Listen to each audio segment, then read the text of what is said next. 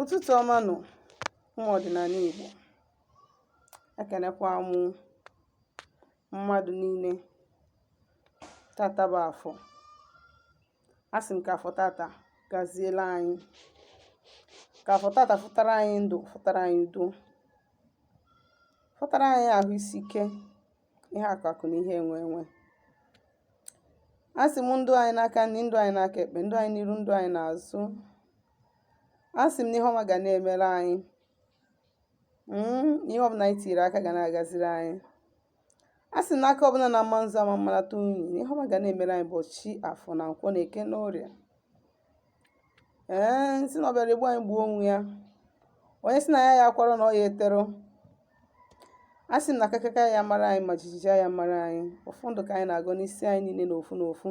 Si na anyị ejere obodo n'ala obodo na anyị apụta ife na anyị edu ude. Bọsị afọ, bọsị nkwọ, bọsị eke, bọsị orie, n'afọ na-anọ n'ụbọchị na-anọ ise ise ise ise. Aka m bụkwa onye nke gị nwada agbara ụma ụzọ mmiri. Akwa m onye mgbasa ozi ọdịnala Igbo, bụrụkwa dibịa Igbo. Anyị na-agba afọ na-agbasi afọ ike, na-alụ ọrụ mmụọ dị iche iche, na-enyere ụmụ Igbo aka ịma eziokwu gbasara ọdịnala, maka na ọdịnala bụ ụzọ ndụ na ụzọ eziokwu. Ọ usoro ndị mbụ na ndị egede ji wee fee Chukwu Okike site n'aka ịkwụ ọtọ wee bie ndụ chaa isi awọ, nwa ọzụzụ nwoke, nwa ọzụzụ nwaanyị. Na-etufu nnukwu oge, isiokwu nji maka ya wee bịa tata bụ afọ, wee kọwara ụmụ Igbo aghọm dị na mmadụ ịchụkwara agwụ ya, the effect of not appeasing your agwu spirit. A lot of people, agwụ na-emegharị ya anya. Ọnya ka ọ na-abụ na akụkụ side be anyị a, akụkụ be anyị a na-abịa asị na onye a na-eme ka onye agwụ, na agwụ na-enye onye a nsogbu, onye a na-eme eri. Agwụ abụrụ ajọ ihe, agwụ bụ ezigbo ihe. Mana mgbe ị hapụrụ ịchụkwa mmụọ agwụ gị, ọ na-eme gịnị? Ọ na-eme eri gị anya, ọ na-aghasa gị anya, ọ na-akpasalụ gị ihe. Mgbe ahụ ọ ya echu gị, mechuo gị to the extent that people fụ gị a na-asị onye a bụ onye agwụ. Onye agwụ anọ hapụ onye agwụ na-enye ya nsogbu, ọ na-eme eri sha adịghị ya mma. And then when this kind of thing begin to happen to you, people will start seeing you n'ụdị ọzọ. Onye kwesị kwanyelu gị ugwu a na-akparị gị. Onye kwesị ọnọ gị a na-asị gị ọnọ ya. Maka gịnị? Na gị na agwụ gị adịrọ mma. Onwe na-asị gịnị bụ agwụ? Akụzigo m ihe gbasara agwụ ọtụtụ mgbe.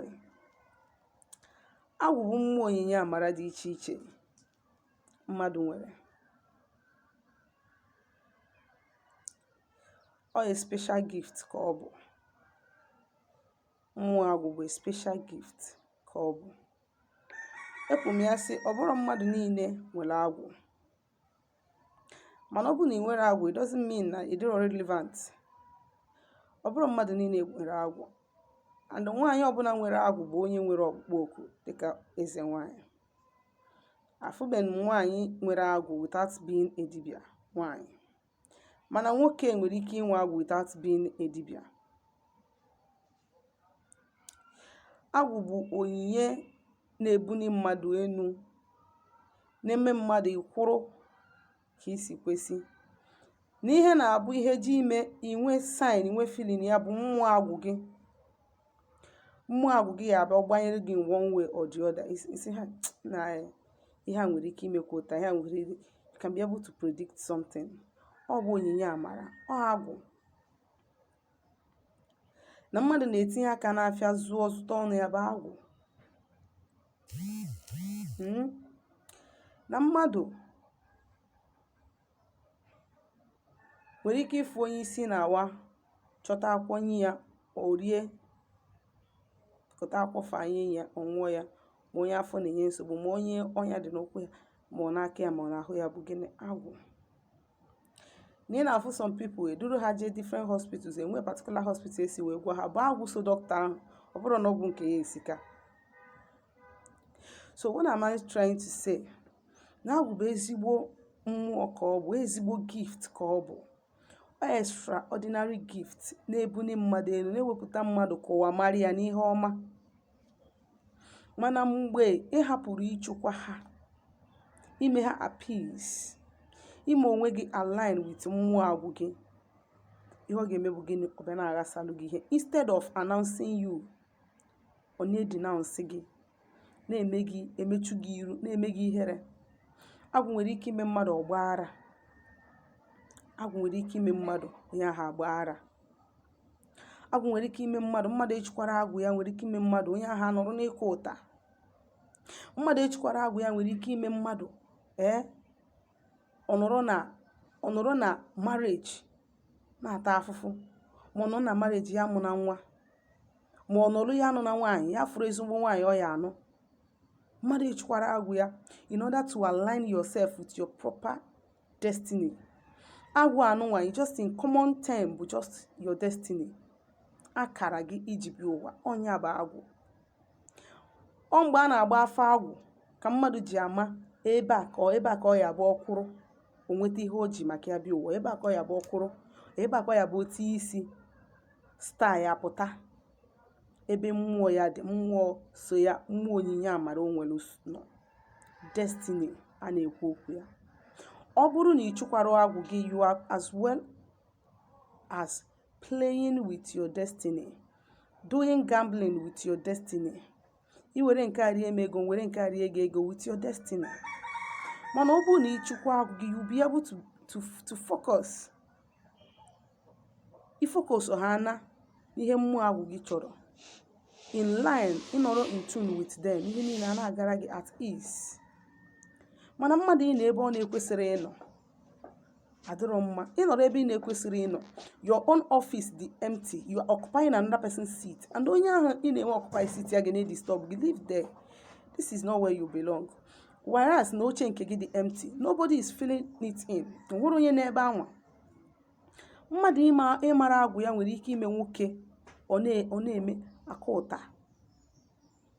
Ịbata ebe ọgbọ gị na-eme ihe, nọrụ ka ewu. Agwụ na-akpasa mmadụ anya, ọ na-eme ụfọdụ, ọ na-eme onye nke ọ na-eme onye ahụ somehow n'isi. Ọ na-eme onye nke ọ na-eme onye ahụ somehow n'isi. Ọ dị mkpa na onye Igbo ọbụla ga-amara, gbaa afa, mara ụdịka agwụ ị nwere, chukwa agwụ gị, rụọ agwụ gị, so that all those mmụọ niile iji wee nwe onyinye amara will work in one accord for your own favor. Ha na-ewetara gị ihe ọma. Ilu obere ọrụ, irie nnekwu uru. Ọ bụrụ ịtasị afụ ka ja ka ị na-eri ka busi, ọ dịrọ mma. Agwụ nwere ike ime gị accuse ebe ị kwesịrị ịnọ, ịma na ebe anwa. Agwụ nwere ike ime gị ị na-eti gị akwụ obodo oyibo, ị na-anọ ofe ebe, maka gị ịchụkwara agwụ gị. Ọ bụ na ịchụkwa agwụ gị, ọ bụ ha na akara gị n'obodo oyibo, data agwụ ga-eme gị na channel gị to that direction. Ọ dị mkpa na gị nwa bụ nwoke, nwaanyị na-ege m ntị, gị nwa bụ onye Igbo ga-amara ị nwere agwụ. Kedu ụdị agwụ ị nwere? Anyị nwa bụ ndị ọrụ nwere agwụ.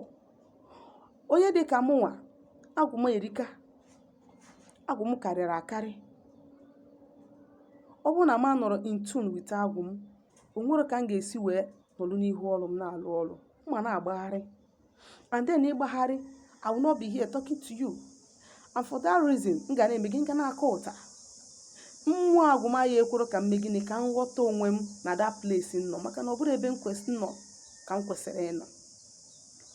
Mana kịta m megoro gịnị, mee ihe dị n'agwụ m, chukwa agwụ m, nọrọ ebe m kwesịrị ịnọ. Ihe niile a na-agalụ m bit by bit, peacefully. So ọ dị mma na gị nwa bụ onye Igbo nye ihe dị n'agwụ gị ka ị kwụsịke n'ịka ụta.